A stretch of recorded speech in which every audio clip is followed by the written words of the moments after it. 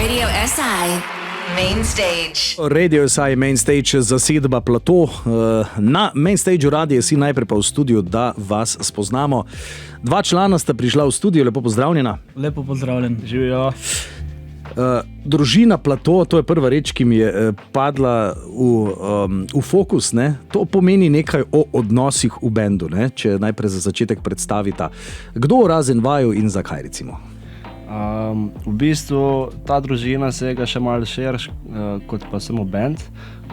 Tukaj smo se v bistvu želeli navezati na vse prijatelje in kolege in sodelavce in sovražnike, ki smo jih spoznali tekom našega udejstvovanja. In gre v bistvu za nek community, bi rekel Mark Zuckerberg, da v bistvu res spoznavamo nove ljudi, nova poznanstva, novi stiki, v bistvu pa največkrat šteje so na koncu prijateljstva in to je ta družina Plato. Začelo se je z dvema, s tremi ali kako? S tremi, bil je trio, akustični trio, Gašper Vrten. Potem je prišel Andrej na harmoniki in rekel, da bi rad delal originalno glasbo. In potem smo rekli ok in potem smo štartali kot foursome. Bilo je potrebno najti svoj glasbeni izraz, ne? To je ponavadi za band dokaj izziv. Kako ste se pozicionirali s tem zvokom, kjer ste recimo zdaj? V bistvu vse se je zgodilo samo. No. Mislim, da je bil odraz časa. Ja, čas, v katerem smo bili v tistem trenutku, začeli smo kot gimnazijci, temu primerno smo tudi zveneli. Imeli smo vsi svoje idole, po katerih smo se nekako ravnali, pač so nam bili zgled. Potem pa ja, z drugim albumom smo pa začeli malo bolj eksperimentirati, pa v bistvu še nek večji odraz sebe noter dajati v muziko.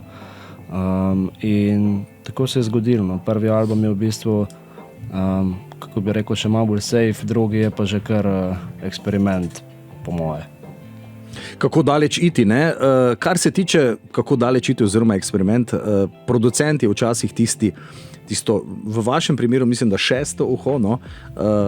Ste sami svoji producenti, imate koga zunanjega, ki vam diktira ali kako? Mislim, dotični album Top je Pop, ki ga zdaj promoviramo okoli, smo naredili v sodelovanju z Gregor Bajcem. Gregor Bajc je producent, mladi, perspektivni, in se mi zdi, da je on prispeval tako zelo veliko k temu, da v katero smer se je razvil ta album, v katero smer smo zvočno šli, koliko raznoliki album, se mi zdi, da ne bi bil tako v vse smeri uperjen, če ne bi njega bilo zraven, torej definitivno se moramo njemu zahvaliti za to. Ja, on nam je v bistvu, prav spomnim se dotično dogodka, ki nam je prepovedal uporabljati tiste zvoke, ki smo jih uporabljali do srečanja z njim, torej na kar smo bili navajeni, je rekel, ok, zdaj pa dovolj, zdaj si pa zmislil kaj novega, kaj boljšega. In tako se je začel v bistvu ustvarjati in posledično je tudi cel album nekako raznovrsten, veliko zvokov, veliko žanrov, tako da ja, to je njegovo maslo. Yeah. Ampak na začetku, ko se band formira, sploh če je sestavljen iz prijateljev, si je potrebno tudi razdeliti inštrumente. Ne? Včasih pač band potrebuje različne inštrumente, najpopularnejše je ponavadi vedno bila kitara, potem potrebuje band kakšnega basista, bobnarja, klaviaturista. Kako ste si vi razdelili inštrumente? Pa bilo je full simple, ne vem.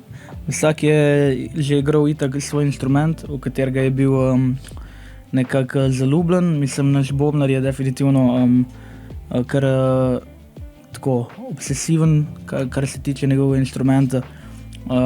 Naš basist je igral bas že leta, preden smo začeli. V bistvu je mogoče Andrej najbolj nov. Jaz sem presedlal iz klavirske harmonike na klaviaturo. No. Tako da desna roka je delala, leva roka ni delala. Zdaj pa še zdaj je tako v bistvu. No. Ampak pol imam pa ful nekih šraufov na synthesizerih in pol se pa s tem igram. Koliko vam je tisto ustvarjanje studijsko bliže ali vam je bliže seveda nastop v živo? Nekateri se lotijo ustvarjanja glasbe zato, da delajo single, drugi živijo za nastope v živo. Kje ste se vi zaenkrat našli?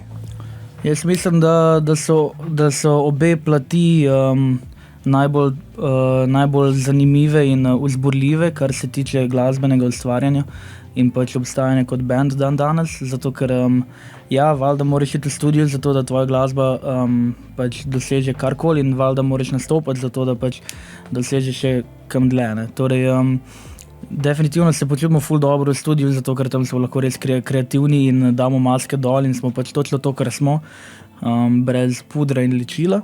Pol pa na odru si pa tudi kdaj puder in ličilo damo, če smo na kakšni televiziji, ampak predvsem pa zelo radi nastopamo, zato ker, ne vem, jaz se športno udejstvujem na nek način.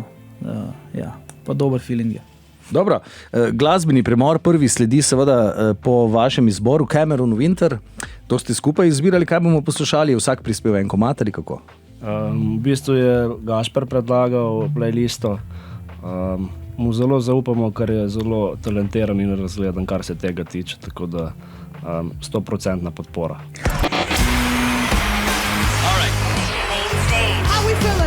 Radio SI Main Stage. Tako, Radio SI Main Stage, 8:44 minut, zasedba Plato z nami danes. Slišali smo nekako za uvod, kaj in kako. Sami ostali člani benda, da jih še malce predstavite, ki jih ni tukaj pred mikrofonom. Ja, imamo Aljaža Ogulina na bobnih. Najboljši bobnar na svetu. Dobesedno, upam, da je to slišal. Pa Martin Koncilja na bas kitari in back vokalih. Zdaj, kar se glasbenega ustvarjanja tiče, ste avtorsko vsi vpeti v vse, ali je kak zadolžen bolj za besedila, drugi za glasbo, ali kako? Ponavadi je Gašper kot frontman ima glavno besedo. V bistvu se je tudi naš ustvarjalni proces še s prvim albumom začel na način, da je Gašper v bistvu bil kar 100% si bil songwriter v bistvu, ne. In smo pol ostali dodali svoje deleže na vajah, kjer smo pač oblikovali komade. Zdaj pa drugi album smo pa v bistvu se nekaj komadov razvili z improvizacijo, oziroma ko smo se dobili v studiu, smo imeli neke jam sessione, pa smo potem iz tega izhajali za nekaj od vseh pesmi, ki so bile na albumu, no. Tako da v glavnem Gašper, ampak se pa mogoče zdaj z drugim albumom malo spremenili. Koliko ste zdaj z drugim albumom, danes že drugič, mislim, ali tretji smo ga omenili, našli zdaj tole svojo avtocesto, po kateri boste daleč peljali, se vam zdi, ali je še kaj prostora za spremembo zvoka? Prostora je neskončno, mislim, sej, ko da, ne vem, meni se zdi, da če te enkrat omeji nek zvok, je to sem znak nekega nazadovanja, se mi zdi. Ne vem, pa tudi se mi zdi, da vsaj meni se zdi, da to, kar naj bi bil naš zvok, jaz ne vem, kako prije do tega. Torej, se mi zdi, da je to najbolj smešno, da vsak komad, ki ga delamo, se ga lotimo in pol nekako nastane nek plato zvarek, ampak noben od nas zares ne ve, kaj so te točno določene formule, kar je pa zame najbolj tako vzburljivo, ne. Torej, se mi zdi, da je avtocesta tako ima 80 pasov, no, ali pa še več, no. No, se je važno, da je cestnina plačana v tem primeru. Veš, da je. Ne, imamo vinjeto. Dolenjski bazen je glasbeno kreativen v zadnjih 10 let tudi z veliko mlajših bendov, predtem seveda že starimi prvaki. Kako potem tudi lokalno okolje ali pa regionalno okolje, da rečem, vpliva? Očitno dobiš mogoče neko motivacijo, da se da, ne? Da se da nekaj premakniti, ne? In se lotiš. Ja, sigurno dobiš motivacijo, še prej pa zgled v bistvu, pa ne govorim zdaj samo o ustvarjanju glasbe, ampak tudi kako biti človek, pa pomagati en drugemu, ker glih to je največji plus na dolenjskem oziroma dolenjske glasbene scene, da si glasbeniki med sabo pomagamo, pa se rinemo naprej en drugega.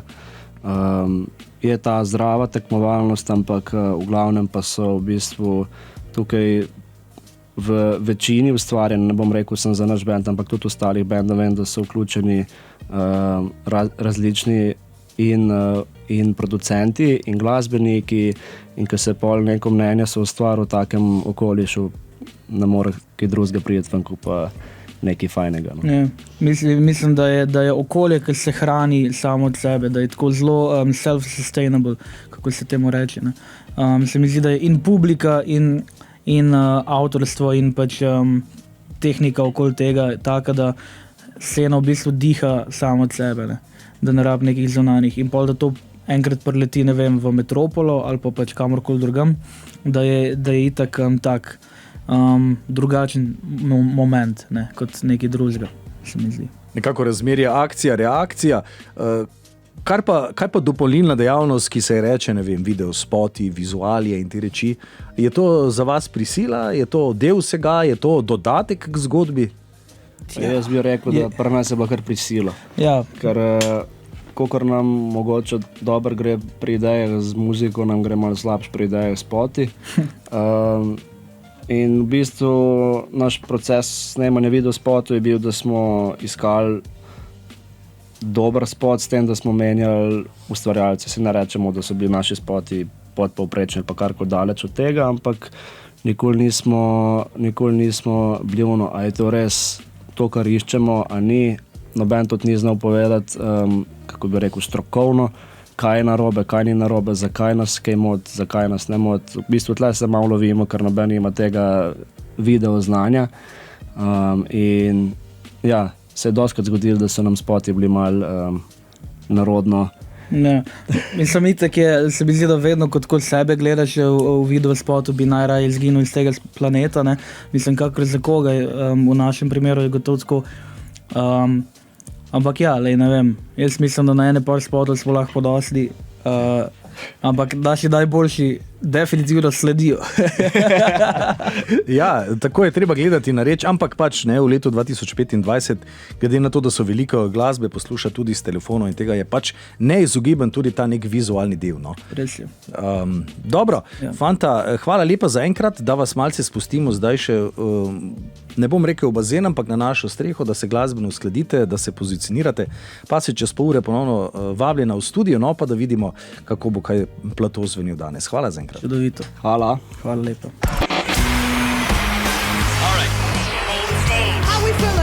Radio SI Main Stage. Tako, Radio SI Main Stage, zasedba plato, tonska vaja opravljena, pozdravljena nazaj. Živijo. Je že ali še manjka nekaj? Ne? Ja, brez tehničnih težav nikoli ne gre, torej smo nekje na pol poti. Ne, hecam se, smo že. Smo že. Sem zdaj vprašanje bo od Gašperja pedalboard z efekti zdržal ali ne bo? Ali zahinavil. Ja, zdaj vse je v božjih rokah. Lahko gre se staviti, pa se slišimo pol. Igrali boste na zunanjem odru našega main stagea. Tam je seveda feedback zvoka drugačen, zunaj je drugače, ljudi ni. Kako je igrati? Kako je pasti noter v taki situaciji, recimo? Ja, mi kot veliki oboževalci Beatlov ne bi mogli biti bolj navdušeni, samo če bi bilo 15 stopinj manj, bi bilo super. Ja, ne vem, jaz se super počutim gor na tem odru, zate ne vem, no. Jaz se tudi fajn počutim, sploh tonski mojstri so tako fajn naštimali zvok, da je super občutek. Kaj pa samo igranje, recimo, po dosedanjih izkušnjah koncerti, ki ste jih imeli? Manjši prostori, manjši zunanji prostori, kaj vam je ostalo najbolj v spominu kot res dobra izkušnja, kakšen koncert, recimo, na kakšni lokaciji? Meni je bil Ortobar najboljša. Predstavitev prve plate, ki je bil razprodan Ortobar, pa Ortobar je glih pravi ambient, ki meni odgovarja, zdaj nočem se grdo izraziti, ampak malo lukna, ampak še vsem dosti veliko, pa ljudje so res prišli zaradi naše glasbe in itak je bil feedback z njihove strani nor, tako da tisto mi je najbolj ostalo v spominu. Kaj pa zraven glasbe? Ste se odločili, da boste profesionalni glasbeniki ali je študij in služba kaj drugega, pa glasba kot izhod v sili, kot ventil, kako? Ja, jaz sem se odločil, da bom se ukvarjal z glasbo v mojem življenju, ali bo to preko glasbenega udejstvovanja, kot ga vidimo v tem trenutku, ali pa radio, ki je v tem smislu. Jaz pa bi rad pozdravil svojega šefa, ki zdaj dela, jaz pa sem tukaj, tako da živijo Matija. Mi dva delava merch za razne bende in danes ima veliko dela, jaz pa sem pač tukaj, ker imam band. On ga pa nima. Tako da super grup, shout out, pa drugi vagon. Drugi vagon, shout out, yeah. Ampak vendarle, ne, ukvarjati se z glasbo na 2-milijonskem trgu, rečemo primarno 2-milijonski trg, če ne vem, razmišljamo v slovenščini. Imate tudi single v angleščini, gledate bolj široko, boste probali se razširiti, malce bolj regionalno za začetek? Pa nimamo nekih začrtanih smernic, smo pa vedno odprti. Konec koncev smo glih dober teden nazaj prišli iz Kitajske, smo imeli neko posebno priložnost in smo jo zgrabili s polnimi rokami. Smo bili en teden v Ningbu, en dan v Šanghaju, pogovarjamo se, da bi še šli, če bo le čas dopuščal, tako da kamor nas veter nese, tja pa gremo. Ne. To.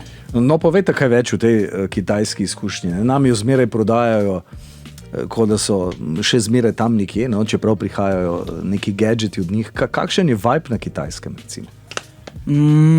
Ja, prva stvar, ki jo opaziš, je gotovo zrak, oziroma pomanjkanje kvalitete le tega. Potem volumen vsega je tako, da je tako komično ogromen, da misliš, kot da si v neki videoigrici.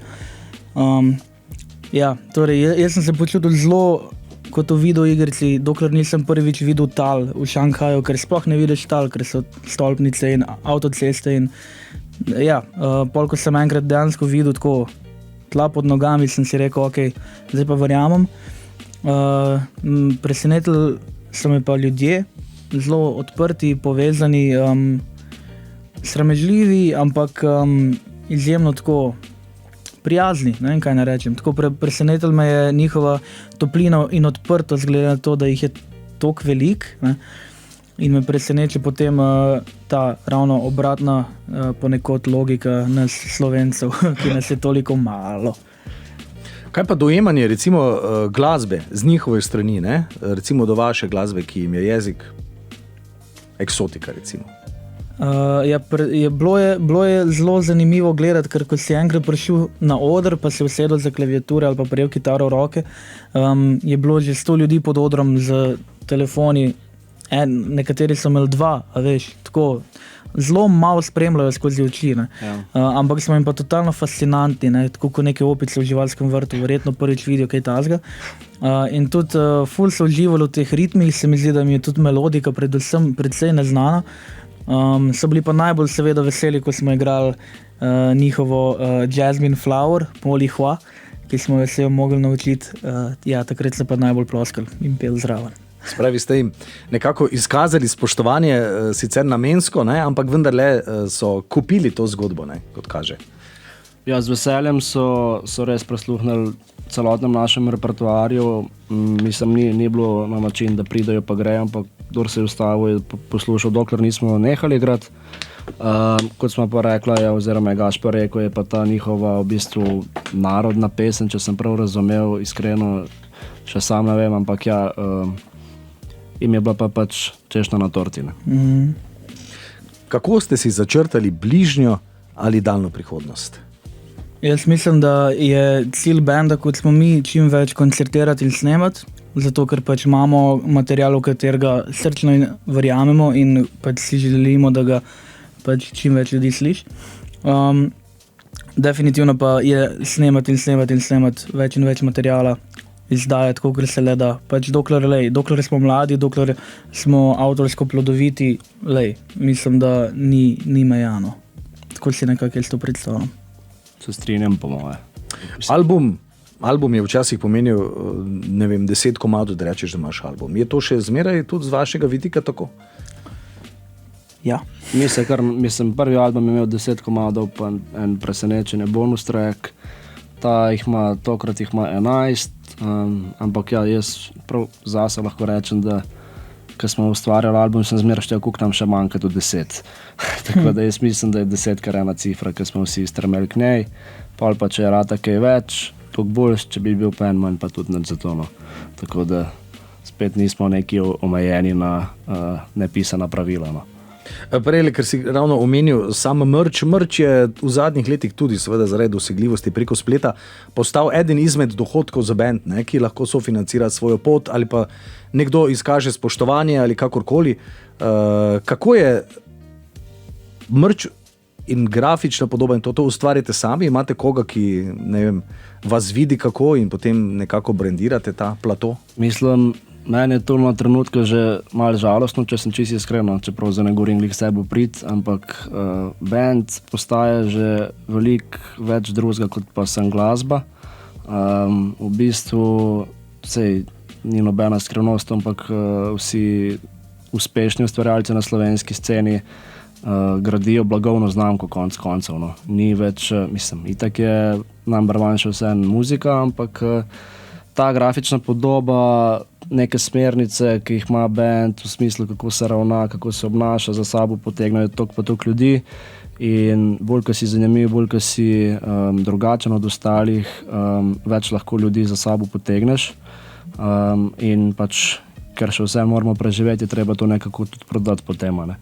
In merch je v bistvu, se mi zdi, da postaja vse večji in bolj pomemben člen v neki bendovski službi.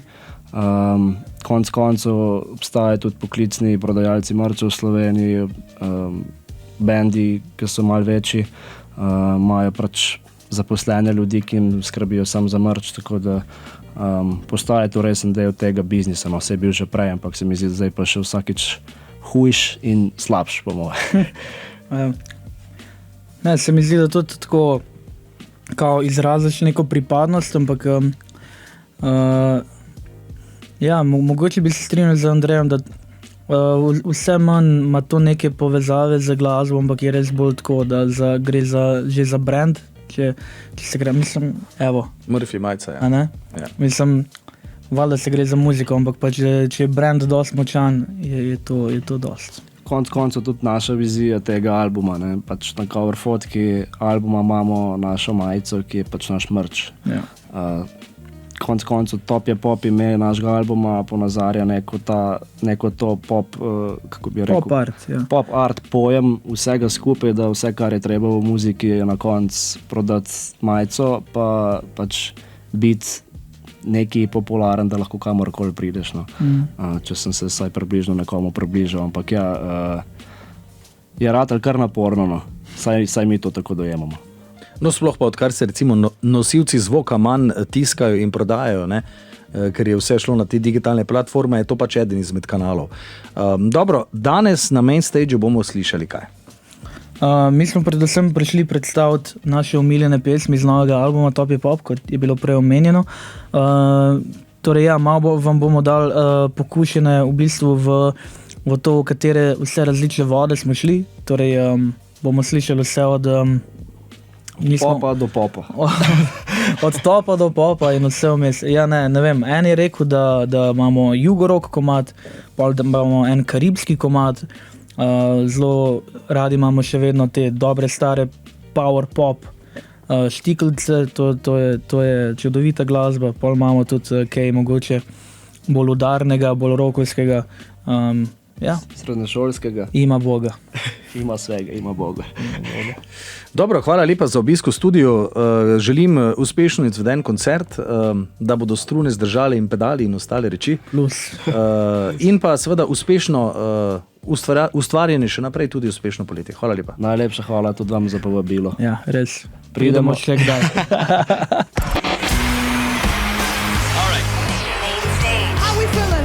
Radio SI Main Stage.